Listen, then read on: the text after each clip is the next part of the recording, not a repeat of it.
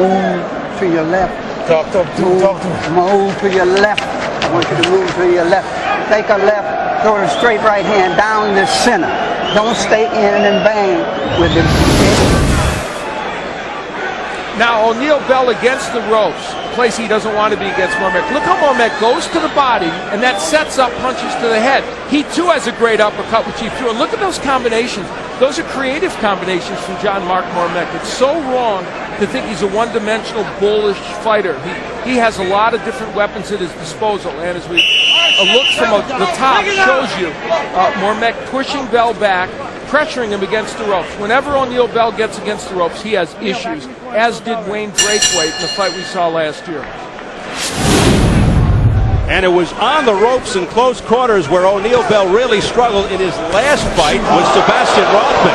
How about that shot by Mormeck? Bell's just going to have to land big punches to keep Mormeck off of him. But as we pointed out, he cannot be on the ropes. Once the powerful Mormeck pins you, as Al mentioned, he did against Braithwaite, he really has the physical advantage, and he has that very attack on the inside. Oh, a smacking left hand, and another left by Mormeck to the head. Break! No hold. Bell has pinned a lot of his hopes on the uppercut on the inside, which is a good idea. He has to be very careful to not throw that punch too far out, because he'll get countered and hurt by Mormeck. Oh, great combination to the head by Mormeck. There goes the mouthpiece of O'Neal Bell on an uppercut to the chin that went flying into the seats. Wayne Kelly waiting for a stop of the action so they can replace the mouthpiece. Time! Let's go! O'Neal, over here! Let's get that mouthpiece in. So who's a slow starter again? Wow. They have been, but not tonight. John Mark Mormeck and O'Neal Bell getting right to the action. A left hand that just missed by Mormeck, a glancing blow. Now Bell has been down in a couple of important fights early against Arthur Williams in round 1, against Kelvin Davis in round 2, so he has struggled in fights. But as Steve pointed out, in fights like the Rothman fight, he can come back. He's got tremendous heart. 4 times he's had knockouts in the 11th round, O'Neal Bell. So maybe let's just fast forward to the 11th and see what happens. He would like that. He sure would. You know what else is on display early in this fight? The fact that John Mark Mormeck, a better defensive fighter than some people give him credit for. He covers, he blocks a lot of those shots, they don't land flush, and we see his body punching at evidence there. Mormeck with power in both hands, but a key weapon is the left hook. We've already seen it on display. Just keeps that pressure on, he crowds you. O'Neal Bell strategically doing exactly what he said he wouldn't do. Nice right hand by Bell. And you know, we got a hint of that when he suggested that his trainers are the one that said he really should be the matador to the bull, and that he just assumed get in there and battle it out. Well, he's doing it, and he's losing the battle of the uppercuts on the inside. Now Bell doing a good job of sticking and moving. No holding. Step back. Mormeck missing with most of those attempts. Mormeck also has a very good right hand, but it's Bell. Back comes Mormeck. And again, not where you want to be for Bell on the ropes. But he turns him around and clubs him on the top of the head.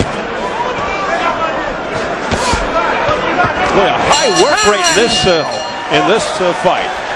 A lot of punches being thrown.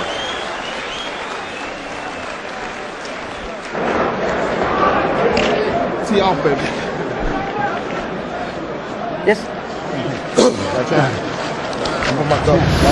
Well, Bell has a nice uppercut, but so does Jean Marc Mormeck. And when you lean in against a fighter the short size of Mormeck, you're asking for this kind of trouble. The mouthpiece just flying into the second row. A great uppercut by Jean Marc Mormeck. And O'Neal Bell spending way too much time against the ropes in this fight. We saw Wayne Braithwaite in this position, and of course, Jean Marc Mormeck makes it happen by pushing him. Look at the body shots. And the more you counter off the ropes, and Bell did, the more it makes Jean Marc Mormeck go after you. Go seconds out. This is this fight. All the dramas we thought would be acted out in this fight, Steve, over the first 2 rounds have been acted out. So where do we go from here? It has been a busy, torrid pace over the first 2 rounds. Round 3 scheduled for 12 for the undisputed Cruiserweight Championship. Jean-Marc Mormeck holds 2 belts, BA and BC. O'Neal Bell, the IBF. Mormeck in the black trunks, 31-2 with 21 knockouts. O'Neal Bell, 25-1-1 with 23 KOs. O'Neal Bell's slapping a little bit with some of his punches on the inside, and that is diminishing some of the power. And you can't get away with that against Mormeck. Big body shot by Mormeck, and he continues to land to the midsection.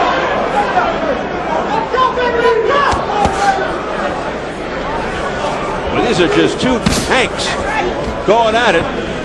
And now in the center of the ring, Watch your heads in there. Watch your head. Keep them up. Now, Bell told us that while Braithwaite, who weighed 187 when he fought Mormeck, couldn't handle the pressure. He said, I'm 199. He said, I'm almost a heavyweight. I'll be able to deal with this constant pressure from Mormeck. We'll see. So far, but you wonder if the cumulative effect is going to wear him down eventually. And that's perhaps what Mormeck is banking on. O'Neal Bell very busy in this round and probably landing more punches. That was an illegal move. No shoulder. Man. Come on, you know better than that. You right? Getting the caution from Wayne Kelly.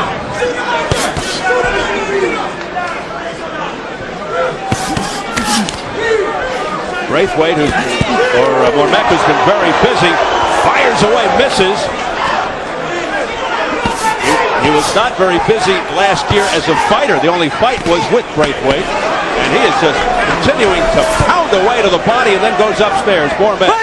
Stop, no punch. The interesting thing about Mormeck is not only are his body punches used to debilitate his opponent, they always end up setting up something for the head. So it's a dual purpose. Boy, he can throw those shots. It's really one of the best kept secrets. Yes, you're absolutely right. As you pointed out, even in France, they weren't televising his fight. Even in his homeland. Now, this is an interesting round. Mormeck has landed the harder punches, but O'Neal Bell has been busier in terms of numbers thrown. So it'll be interesting to see how the judges look at this. Bell just leaning on Mormeck now, and sometimes that can wear you out. Wear out Mormeck, but Mormeck comes battling back. I think he's stunned O'Neal Bell. Some tough shots, and it was Mormeck with his back to the ropes. There's an uppercut and a left hand. Beautiful combination to the head by Mormeck, and that really weakened Bell. Step back, step back. And big punches like that at the end of the round usually mean you have won the round. Another straight right hand by Mormeck. A left hand up to the chin by Mormeck. What a finish by the Frenchman.